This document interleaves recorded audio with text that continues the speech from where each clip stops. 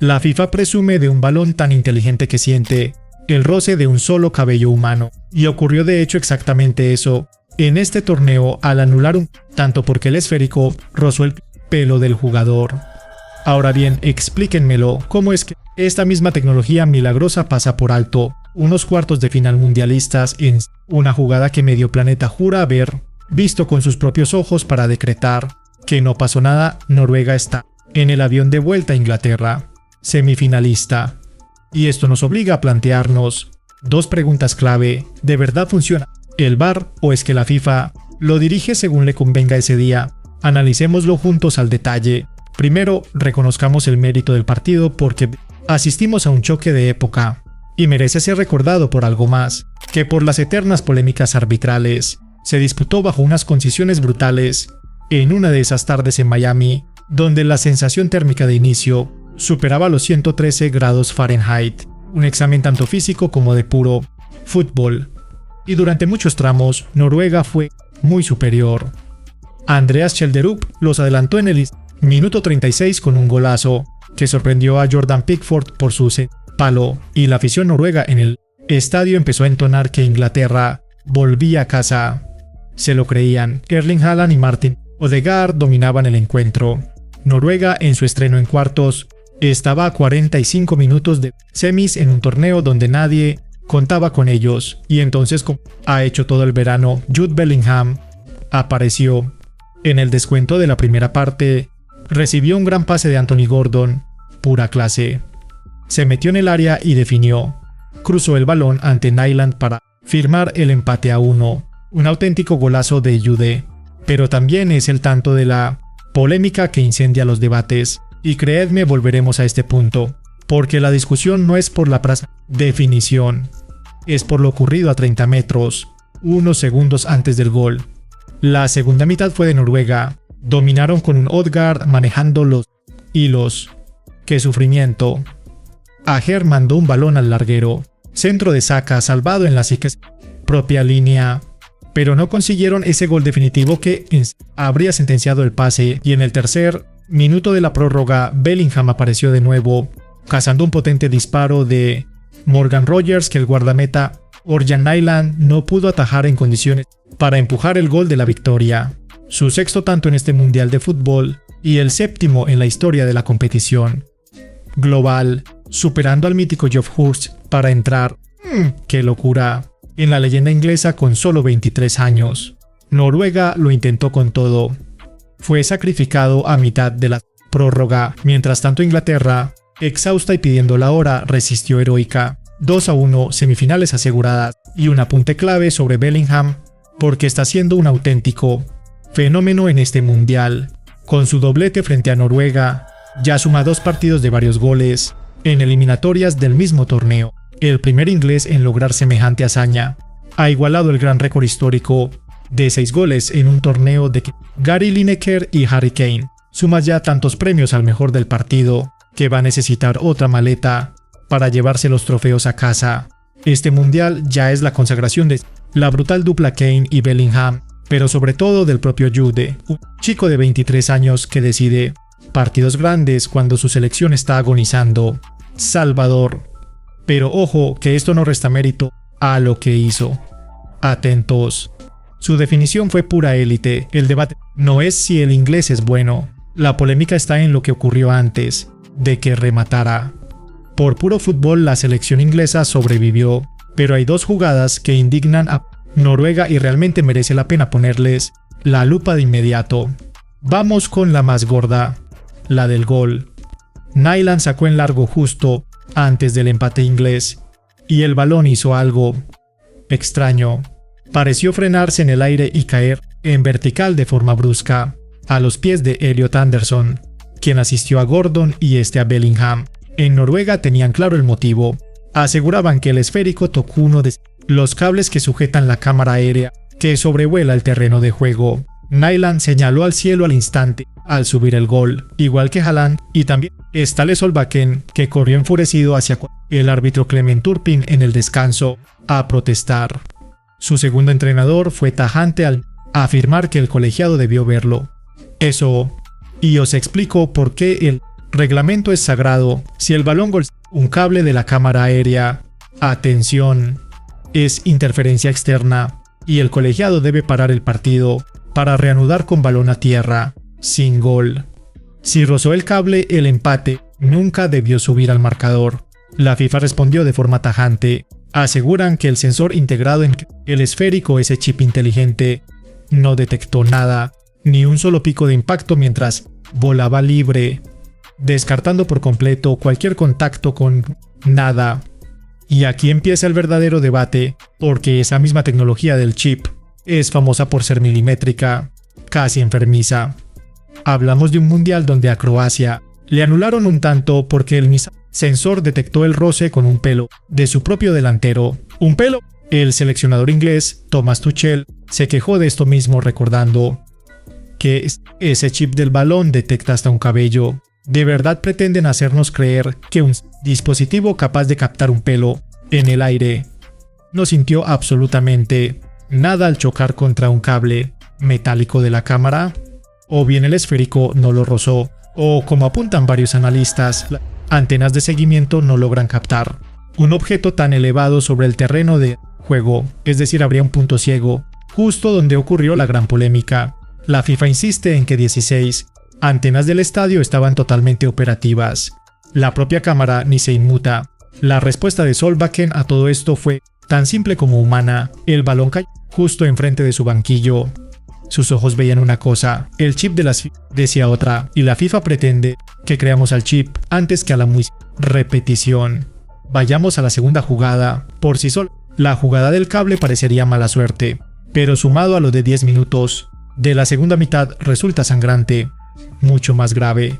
Noruega volvió a marcar. Mandaba el balón dentro tras un córner y el estadio estalló.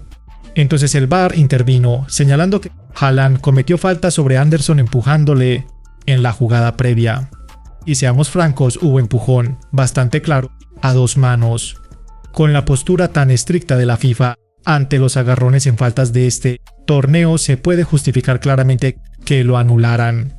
Ese no es el problema, lo grave es el contraste. Un presidente de club lo vio, resumió mejor de lo que yo podría. Ahora la voz Boulgaris recalcó empujón habitual en casi cada saque de esquina, se revisó minuciosamente para ser anulado, mientras un cable toca el balón y se sigue jugando sin ninguna revisión. Ahí lo tienen. El escándalo resumido en una sola frase. Miren lo que hizo el VAR durante este polémico partido de fútbol. Se analizó un córner plano a plano, buscando un contacto en el cuerpo, que ocurre 20 veces por encuentro, y encontró lo suficiente para anular el gol noruego. Pero si un balón cambia de trayectoria en el aire antes de un tanto inglés, el VAR ni se dignó a mirar la repetición buscando un ángulo definitivo. En un área se aplicó lupa de cirujano, en la otra se pusieron una venda. Y ojo que no es un caso aislado. Como bien decía un colega de profesión, ya son 2 veces en este mundial que la suerte sonríe descaradamente a la selección de Inglaterra. El debate no es si Haaland empujó a un rival o si rozaron un cable. El verdadero problema es que el espectador es incapaz de vaticinar el criterio. Nadie sabe cuándo va a intervenir el VAR y cuándo mirará hacia otro lado. Y un sistema que es indescifrable es un sistema que genera desconfianza.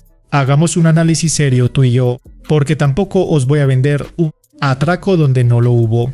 Siendo honestos, ambas decisiones son totalmente defendibles por separado. El chip de la FIFA no registró ningún contacto y esa tecnología es sensible al extremo, así que hay posibilidades reales de que el balón jamás rozara ese cable y la perspectiva engañase a los noruegos en plena transición. Analista arbitral Graham Scott explicaba con muy buen criterio que el VAR no suele rastrear una toma lejana de las cámaras de televisión mientras analiza una jugada ofensiva. Los colegiados sufren una presión enorme para no buscar 3 pies al gato en jugadas que terminan en gol. Con el empujón de Haaland las reglas son claras y terminó arrollando a Andersen. Y aquí viene el argumento que los ingleses defenderán. Bellingham firmó golazos brutales igualmente. El gol definitivo llegó tras un error del meta noruego, nada que ver con ningún supuesto cable. Bellingham está siendo el mejor de largo en este mundial, e Inglaterra, pese a sufrir, siempre acaba encontrando el camino a seguir. adelante. Hasta el propio Haaland, que tenía motivos para estar dolido, rechazó hablar de robo, llamándolo simplemente una jugada de 50-50 que cayó en su contra, admitiendo además que los ingleses son un gran equipo. Solbakken admitió que podría ponerse a llorar, pero que no lo hará. Cuando las víctimas son así de elegantes, tú deberías tener cuidado al gritar más alto que ellos mismos. Y ojo a este detalle que silencia esa teoría de que el VAR benefició siempre a los ingleses, porque a ellos también les perjudicó. En el tramo final creyeron tener un penalti cuando Jet Spence cayó derribado por una entrada de Oscar Bob. Turpin señaló la pena máxima, pero el VAR le mandó a revisar el monitor y anularlo todo. Le quitaron una decisión crucial a Inglaterra en los minutos finales de una eliminatoria directa. Por tanto, no vemos un arbitraje inclinado descaradamente hacia un lado. Es un colegiado y una sala VAR tomando decisiones muy dudosas que se repartieron de forma aleatoria, y ahí está el quid de la cuestión. No estamos ante una conspiración organizada, esto es simplemente puro caos. Pero aquí está la clave. Este es el marrón del que la FIFA no podrá librarse. No se trata de beneficiar a nadie. No os voy a decir que la FIFA quería meter a Inglaterra porque no hay ninguna prueba real de ello. Ese sería el camino fácil y perezoso. El verdadero problema es mucho más elemental y francamente mucho más bochornoso. A la FIFA se le escapa el arbitraje con coherencia. Nos han vendido esta tecnología como el arma definitiva para erradicar cualquier duda del web fútbol, el balón que detecta un pelo, esas cámaras que miden el fuera de juego al milímetro. Y de repente, en las grandes citas, ese mismo sistema detecta un roce de pelo en un solo partido. Y es incapaz de aclarar si el balón dio en un cable gigante en otro. Anulan un gol por un forcejeo habitual de córner, pero ignoran un desvío aéreo que lo cambia todo. No es que la máquina esté trucada, ojo, es que las personas que eligen cuándo encenderla, cuándo meterse de lleno a analizar y cuándo dejar seguir jugando carecen de un criterio lógico y comprensible. La tecnología no falló a Noruega, fue el criterio humano el que falló, y este esperpento estalla en el peor escenario porque la credibilidad de la FIFA ya estaba totalmente hundida mucho antes de Mami. Hablamos del mundial donde la roja a Balogun se anuló tras una misteriosa llamada telefónica, donde Egipto presentó una queja formal denunciando injusticia arbitral. El mundial de la roja de Embolo que hundió a Suiza, polémicas de VAR que salpican prácticamente cada partido de este torneo, y con el lío de la Skycam sumándose al polvorín, la gente no piensa en mala suerte, piensan en el clásico, ya estamos otra vez. Solo hay que ver la tremenda indignación. El propio padre de Erling Haaland, Alfie, publicó un dardo con sorna, bien jugado Bellingham, y trencilla. Esa es la reputación que se ha labrado la FIFA ladrillo a ladrillo este verano, un organismo donde la más alta tecnología resulta nivel mundial, pero cuya aplicación resulta ser un cara o cruz. Así, cualquier defendible se recibe con ojos en blanco y una catarata de sospechas inmediatas. Se han ganado esa desconfianza a pulso, nadie se la regaló. Por cierto, hay otra versión de esto, donde la reacción habría sido nuclear, apocalíptica. Si ese gol del cable hubiera beneficiado a otro equipo, las redes estarían ardiendo, diciendo que la FIFA colgó ese cable adrede con sus manos. Pero la verdad, aunque aburrida, no es una conspiración, es pura incompetencia, disfrazada de rigor tecnológico. Noruega no cayó por un complot, perdió ante un Bellingham estelar, fallos propios graves bajo los tres palos y un sistema arbitral tan veleta que ya no ofrece garantías de equivocarse hacia el mismo lado 2 veces seguidas. ¿Y ahora en qué punto quedamos? Inglaterra vuela a Atlanta para una semifinal de infarto contra Argentina, liderada por Bellingham y Kane, con opciones a su primer mundial desde el 66, aunque arrastrando dudas muy serias sobre el desgaste físico y el preocupante descontrol en un duelo que tenían que haber dominado con madurez. Noruega regresa tras firmar la mejor actuación de su historia, unos cuartos inéditos logrados gracias al instinto de Haaland, pero castigados duramente por dos decisiones arbitrales dudosas que pudieron caer de su lado en un fútbol más justo. Y ojo a este detalle cruel que nos queda: Haaland, la gran sensación de este mundial, el delantero que firmó más de la mitad de los tantos noruegos hasta aquí, acabó el partido más trascendental siendo una sombra invisible. Fue el futbolista con menos toques de todo el terreno de juego, ni la mitad que los que dio su portero. Completamente aislado y desasistido en ataque, antes de acabar retirándose lesionado en la dramática prórroga. Para una cita que encumbraba a Noruega como una auténtica potencia, este fue un adiós doloroso, triste y muy amargo. Y la FIFA encaja otra oleada de la misma pregunta que lleva esquivando este verano.